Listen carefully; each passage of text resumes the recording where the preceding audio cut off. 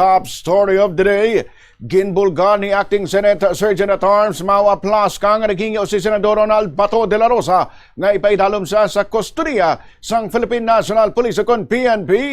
Sunod kay Aplasca na batian niyang request ang nagkitaray sa de la Rosa kaga PNP Chief Police General Jose Melencio Nartates Jr. kaga Interior and Local Government Secretary John Vic Remulla. Ginapahayag nga ang partikular nga ginhingyo ni de la Rosa among isa kahulot sa White House o kanang ginapuyan sang PNP chief sa sulod sang Camp Crame sa Quezon City.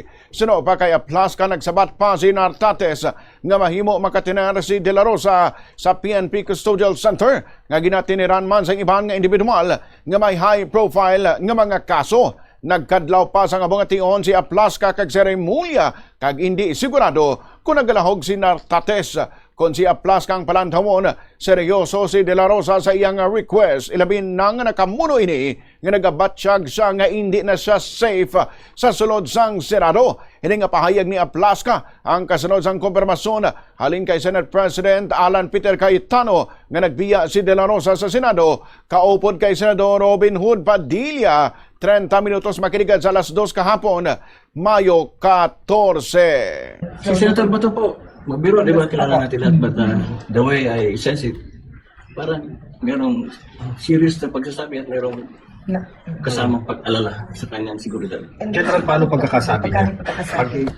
Paano yung pagkaka-deliver niya nung inanok? Hindi ko lang ano yung exact word, pero sabi niya, gusto mo, Chief, ano na lang ako magpapastudi sa PNP. Si Sir Tateng talaga mismo ang kausap niyo, sir? Si General Tateng? Nag-meeting kami nila ang sekretary mo niya. Ano po sa Very, may mga general. Hindi nagkatawanan, sir. Ano po sagot? Nagkatawanan lang nung ang sagot ni GPNP sa custodial facility.